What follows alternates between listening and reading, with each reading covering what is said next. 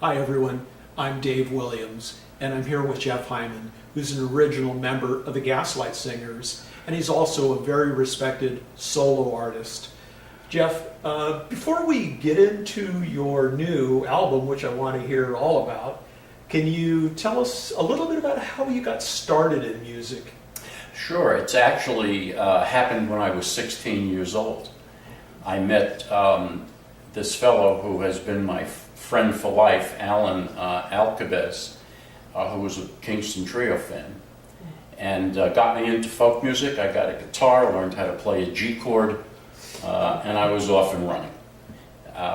And then from there, we had this group called the Merry Men, and we sang on ski buses and skied for free on a Sunday, and on the way back we would sing Kingston Trio songs. Eventually, one of the guys went to college, and we wound up with Earl Mann, and then eventually Martha Velez. They were college mates of Alan, formed the Gaslight Singers, and that's essentially how it started. Now, I understand you had a television performance early in your career that goes way back. Yes, I was 17 years old. Oh my. And this was with the Merry Men, and we were on the Ted Mack Amateur Hour.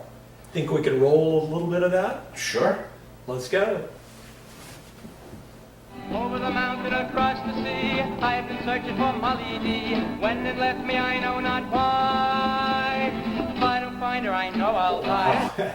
You were so young then, it's just amazing. I had hair. And I can't believe that you were able to get some of that footage. But you moved on from there, and you had additional appearances on television. Yeah, we did. Once we became the Gaslight Singers, we were signed to Mercury Records and to Agency for the Performing Arts, which today is one of the largest talent agencies in the world. And once that happened, we were like all over the place. We were very successful. We were on the Merv Griffin show. We do have a little bit of footage from that. Oh, can we play some of that? Absolutely. Okay. Let's go ahead and take a look at a little bit of that footage. All right. Ladies and gentlemen, if you will, listen to the story about that dirty old hill. I'm gonna ride, ride, ride. Well, that's pretty incredible. So what happened to the Gaslight Singers after that era of music? Well, the Beatles came in 1964 and killed it for us. Oh. And then eventually we all went our separate ways. I went back to college, got my degree, got married, raised a family, and didn't really do much music for decades. 2009, I was able to get the Gaslights back together for a fun weekend in Toronto. Kind of a reunion. Yeah, reunion where Earl lives. And we just had a great time. And we started to do some performances. And the last performance we did was one of our most memorable. It was in 2014 at the Bethesda Jazz and Supper Club in Maryland. It was the final concert of the Chad Mitchell Trio, who were huge stars back in the day. And we were invited with Tom Paxton and some other artists to perform at the concert. And there we were 50 years later. Wow, very special. And I certainly hope you got footage of that. Well, I have footage of almost everything. Can we see it? Of course. We're going to show Railroad Bill, Okay. which is the same song that we sang on the Merv Griffin show, but 40 some odd years later. Awesome. Let's take a look. Okay, let's watch. Ladies and gentlemen, if you will, listen to the story about that dirty old bill. I'm gonna ride, ride, ride, sing it, railroad bill, railroad bill. That's pretty incredible. Now, I heard that when you were with the Gaslight Singers, that you worked with some very iconic artists. Any names you can drop on us? Well, absolutely. We worked very early on with Bob Dylan. We shared a stage with him. We knew Cass Elliot, who ultimately became Mama Cass, very well. John Denver, worked with Judy Collins, Chad Mitchell Trio, Eddie Arnold, who was a huge star back in the day. Glenn Yarborough from the Limelighters, Peter, Paul, and Mary shared recording studios with them, had the same musical director. So we were very lucky that at very young ages, I was 19 years old when it started, to be able to achieve that level of success and play, professionally like that. Well, you have a tremendous history with music.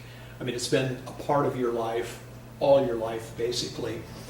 But lately, you've been making new music, and that's what I'm really interested in hearing about. Can you tell me a little bit about the new CD? I sure can, but I just want to show this. This is a collector's item. It's a Gaslight Singer album, our very first one, released in 1963 on Mercury Records.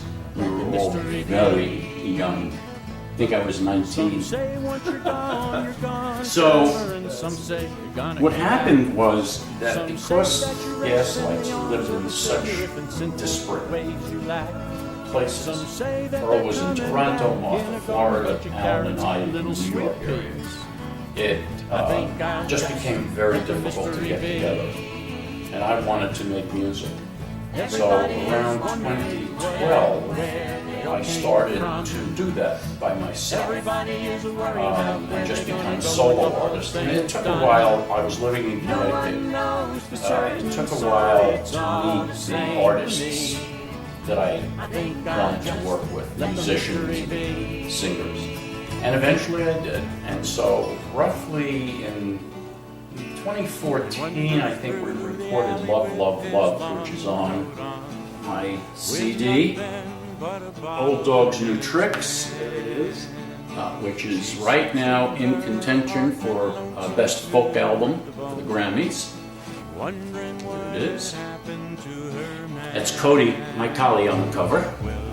And I started recording, and so in 2014 we did Love, Love, Love. And then it just, I wasn't thinking of making an album, I just recorded a song. And from that, there was the next and the next and the next, and then I met Beth Bradley, who is a phenomenal artist and person, great guitar player, singer, and I always refer to her as my musical soulmate. And then from there, Rob Carlson, that introduced me to him, who is legendary. Rob produced about 5 or 6 of the songs on Old Dogs and Tricks. The first song, Dog on a Day, he wrote. And his musicianship and his ear, for everything was amazing. The album would not be as good as I think it is if it wasn't for him. And then, guys like Eric Fucht, who played mandolin and fiddle.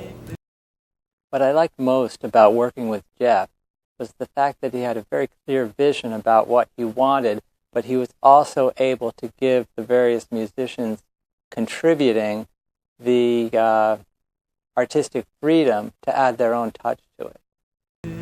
Jeff McHugh, banjo. So I got the call from Jeff looking for a banjo for a project he was working on. He got my name from a friend of mine that I played music with for a long time.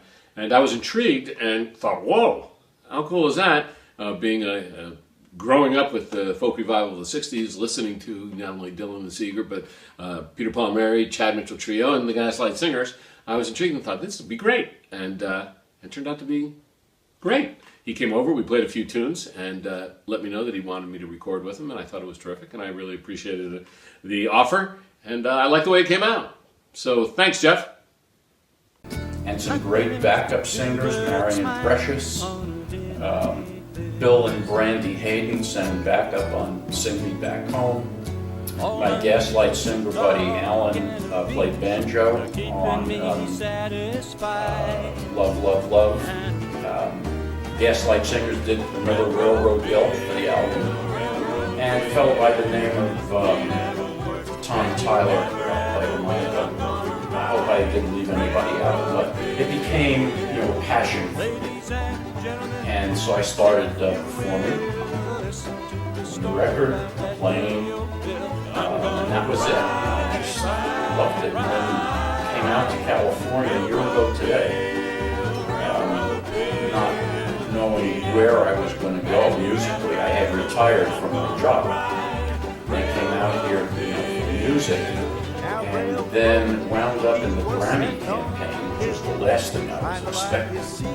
You were just here to make music. I came out to make music, but I wanted to be part of the music community. I wanted to make it at a good professional level, good musicians, and be part of the music community. I didn't have a clue how to break into that. And then I met a fellow by the name of Brent Fisher, who was a multi-Grammy winner, and just a great guy. And he kind of took me under his wing. He's been like my mentor, my advisor. And he said to me, "You're going to go for a Grammy, right?" And not going to do that. He said, "No, you got to go for a Grammy." So I got involved in the process, and I've met just wonderful people, and have, no matter what happens with the Grammy, I always say I'm a winner because I've met great people like you, Dave, like you, that I wouldn't have met otherwise. Talented musicians like you are, great videographer. So I'm just really happy about it, and looking forward to whatever comes next. Well, you said you weren't sure how you were going to break into the music out here. Well, I've heard the album. I think you're breaking into it in a very big way. It's a great album. It's a great performances. It's one that I can tell you're very proud of. Yes. And I'm very proud to be here with you and talk about the album today. Particularly in the Grammy selections, I hope you do quite well. Thank you.